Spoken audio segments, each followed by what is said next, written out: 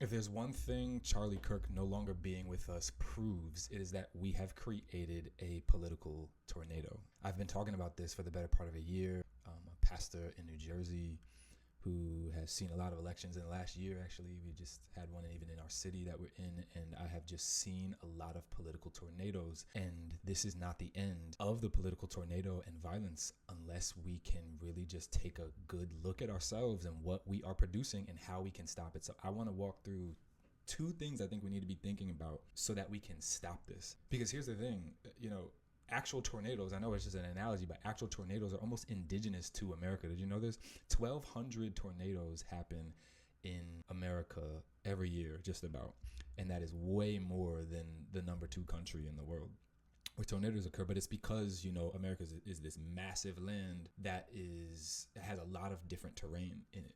And it creates a lot of different atmospheres and atmospheric pressure. And when it collides in certain areas of the country, it creates really strong tornadoes that can wreak havoc. But the thing is that there are certain conditions that a tornado runs into where it can no longer thrive. And we need to be people who, when that political tornado comes to our doorstep, it has found conditions where it no longer thrives and doesn't spin up into violence. Acts 11:26, it says they were first called Christians at Antioch. And I say that because Christianity was first coined as a political term. There were these people who were under a certain king in an area, and then here come these Christians who are talking about, we follow King Jesus. We don't know about the king you talking about. We follow this other worldly king. We are following another order. And so they needed a term to identify what that meant in the political world. That you don't follow our king, you follow some other worldly king. Sure, we'll call you Christ. You said his name is Christ. Great, we'll call you Christians, politically, socio-politically, and that's important because I think it goes to without even saying, but we need to say it, that the idea of religion and Christianity holds a space in our political discourse today, rightfully so, and I think it's needed.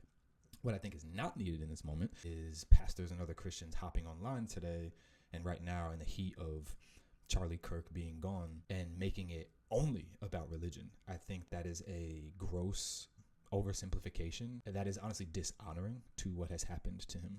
I should also say, if you can't just unequivocally state that what has happened to Charlie is wrong and has absolutely no place in our current public discourse, you don't need to listen to the rest of what I'm getting ready to say, because we disagree on enough. What has happened to him is wrong, and be sure that we are praying for his family, but I don't need to performatively tell you all that right now. Anyway, so there are a couple different ways that we need to be focusing if we're going to stop this political tornado. There are 2 ways of thinking in our current political discourse that create enough tension that will always bubble up into violence. And here are 2 ways I know people like me tend to think that are just not helpful.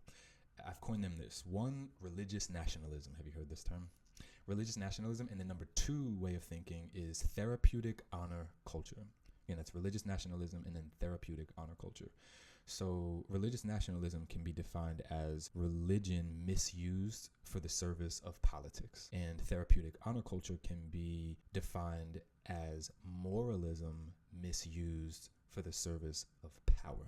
So what religious nationalism looks like is creating a political ideology. You believe in gun rights, or you believe in that we need more gun laws, whichever that might be, and you find a way, that's just what you believe. It may be because of your experiences and your convictions or whatever, or your atmosphere where you live, people tend to think the same way, and then instead of just saying, this is what I think because of who I am, you find a way to undergird your argument with a sacred ideology, the closest sacred ideology to you, which in America typically happens to be Christianity. And so what happens is then no one can argue with you anymore. You've created an ideology that is untouchable, even if you had to twist some of your holy scriptures to get there. And that's just a super toxic way to operate in socio-political discourse, because now if you come against me, you're not just coming against me, you're coming against God himself. And what you've effectively done is you put God on your side, which we see in the Bible does not happen. The angel of God was asked, whose side are you on? And his answer was no. It's like, what? No. Yeah, no. Are you on God's side? That's the question. And I think too many times we try to drag God onto our side. and make him say all sorts of things that he just does not say. And anyway, I'll leave that there. The other one is therapeutic honor culture, which is just super.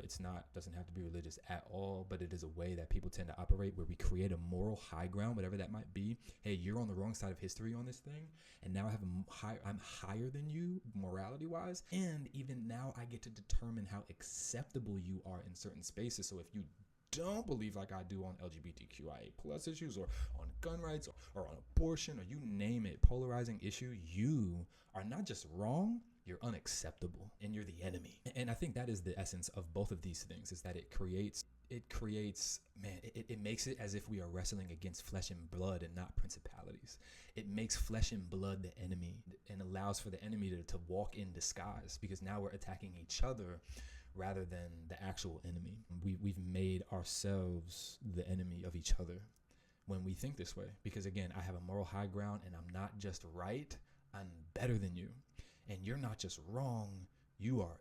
And that's just tiring. Not only is it tiring, it's extremely dangerous. And so I think when we acknowledge these ways of thinking, and not only acknowledge them, but acknowledge them as wrong, and not only acknowledge them as wrong, but acknowledge them as dangerous, I think we are on our way to creating the conditions where political tornadoes do not thrive when they hit our doorstep. And I think we need to be people who do not allow political tornadoes to thrive when they come to us. We need to be those kind of people. We need to be the kind of people in Matthew 4 when Jesus was tempted by Satan in the wilderness, and Satan said, you can have all of this power, right? You can misuse you can misuse your power. You can misuse your morality. You can misuse the religion that's being started through you and just grab a hold of all the power, socio-political power that's available to you right here. Look at this kingdom, it can be yours. We need to take the heart of Jesus that looks at that and says, no, I will not have that thing. But I think we have way too many people being shown all of that and going, that actually sounds pretty good. I'm going to grab a hold of that right there, right now. And I'm going to use whatever means. I'm going to undergird it with a sacred ideology, or I'm going to prop myself up as a morally higher, superior person, as long as it means I can actually grab a hold of that power. We need to be people who say no.